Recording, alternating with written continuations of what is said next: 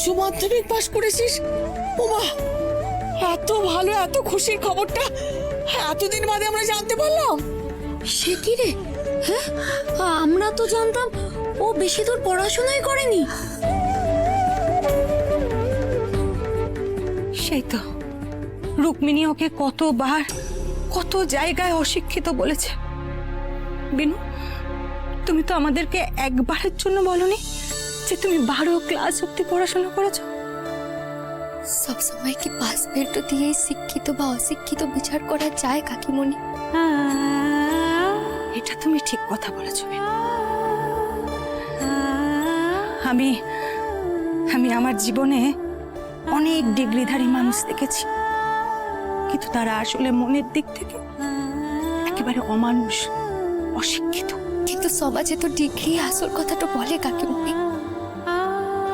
কে কত নাম্বার তো পেল, কে কত বড় পরীক্ষাটাতে পাস করলো, তাইতেই তো শিক্ষিত অশিক্ষিত বিচার তো করা হয়। জানেন কেন কাকিমণি, আমারও সে অনেক স্বপ্নটা ছিল, আমি অনেক দূর অব্দি পড়াশোনা করবো বটে। কিন্তু আমার মেসো সে 2 মেয়েকে পড়াশোনা করাতে করাতে তার না বিশ্বাসটা উঠছিল কেন, তাই আমি নিজে থেকেই পড়াশোনা বন্ধ করে দিই। তবে আমি আবার পড়াশোনাটা শুরু করতে চাই কেন কাকিমণি, আপনি আমায় সাহায্যটা করুন কেন। তোর পাগলি মেয়ে, এরকম করে কেউ কাকিমণির কাছে সাহায্য চায় নাকি? আমি নিশ্চয়ই সাহায্য করবো বিনু, তুমি পড়াশোনা করবে। আমি খুব খুশি হয়েছি।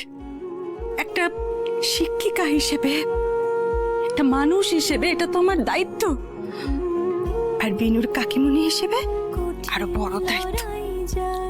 আমি কালকেই তোমার জন্য খাতা, বই, পেন্সিল সবকিছু কিনে আনবো বিনু, সবকিছু। তফাৎ কিছু নেই, জীবন ঘন শ্যাম সেই কালে এলো আমাদের বৃন্দাবন বিলাসিনী, বৃন্দাবন বিলাসিনী, বৃন্দাবন বিলাসিনী।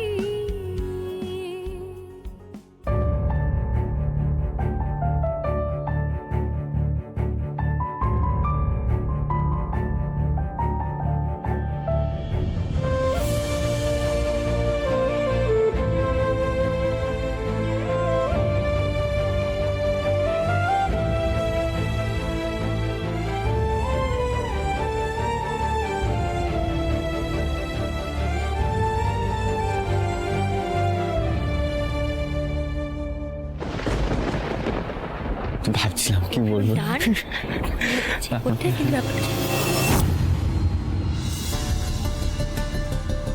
আরে দা ভাই আর পৌদি ভাই বাগানে কি করছে?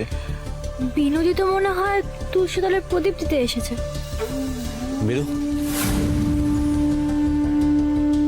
আমার তোমার সাথে কিছু কথা আছে। মেরু, তুমি সকালে আমাকে যা যা বললে আমি ভেবে দেখলাম,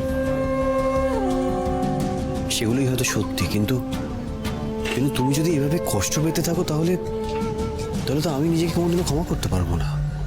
তাহলে আপনি কি চাইছেন সৌরে বাবু? আমি সবকিছু ভুলে গিয়ে হাসবো কেনে? আচ্ছা বেশ, তাই হোক, আমি হাসবো, দেখেন কেনে। আর এবার থেকে আমার মনের ভেতরে ঝট্ট বয়ে গেলেও আমি হাসবো। তাহলে আপনি খুশি তো? যান কেনে, আপনার ঘরে যান, আমি কফিটা বানিয়ে নিয়ে আসছি। এই পায়েল দা ভাইয়ের উপর বৌদি ভাই রাগ করে চলে গেল মনে হলো না? হ্যাঁ রে ছোট্ট ভাই, তা ভাই আর বিনোদির মধ্যে কোন রকম কোন একটা ঝামেলা হয়েছে জানিস তো? তার মানে নিঘাত দা ভাই কোনো না কোনো গন্ডগোল পাকিয়েছে। হ্যাঁ রে, বিনোদি কিন্তু খুব রেগে আছে। দেখলি তা ভাই কিছু একটা বলতে গেল আর বিনোদি সেটা না শুনে চলে গেল। কি ব্যাপার বলতো? হ্যাঁ আরে ছোটদা ভাই প্লিজ কোনো একটা প্ল্যান বার কর না, যাতে ওদের ঝামেলাটা অন্তত ঠিক হয়ে যায়। Please please please.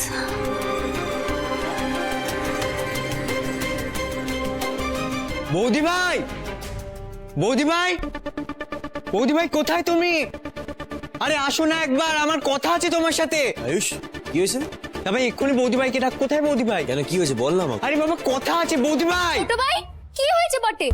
বৌদি ভাই তোমাকে এক্ষুনি মাধবপুরে যেতে হবে। এক মিনিট আয়ুষ, মাধবপুর কেন? মাধবপুরে কি হয়েছে? না ভাই মেসোমশাই কল করেছিলেন, বললেন ওখানে নাকি গ্রামে খুব অশান্তি হচ্ছে। শান্তি তো কেন? মেসো কি বলেছে তোমায় বলো? আমি জানি না, মানে উনিও ঠিক করে বলতে পারলেন না, প্রচন্ড টেনশনে ছিলেন। আমাকে বললেন তুমি যাতে এক্ষুনি বেরিয়ে পড়ো, গ্রামে চলে আসো। সে কি কথা? কি এমন অশান্তিটা হয়েছে বটে? আর তাছাড়া মেসো আমার ফোনে কেন ফোন তো করেন লাই? আরে তোমার ফোনে পাওয়া যাচ্ছিল না তো, ফোনে নেটওয়ার্ক নেই তাই আমাকে কল করেছে। সে কি কি এমন বিপদটা হলো বটে যে মেসো এইভাবে আমায় মাধবপুরে যেতে বলছে? এবার আমি কি করব? সত্যি বিপদ যেন আমাদের পিছু ছাড়ে না। বিনু, তোমাকে কিন্তু এক্ষুনি বেরিয়ে যেতে হবে।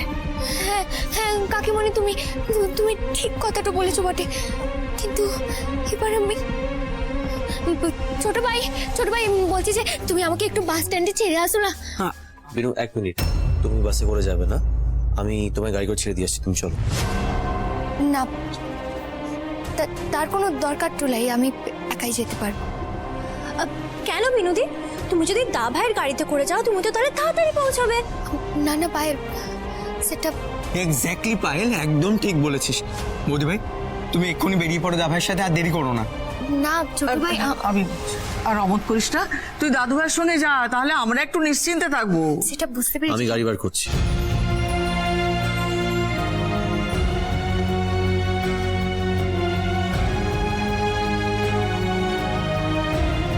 বিনু যাও, চিন্তা করো না, কেমন? যাও।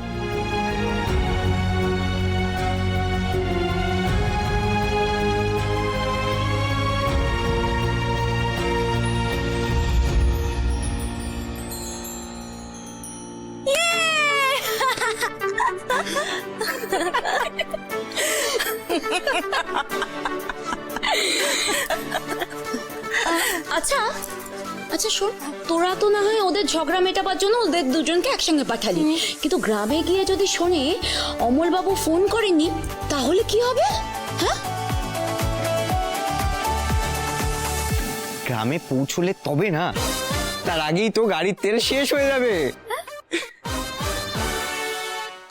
মানে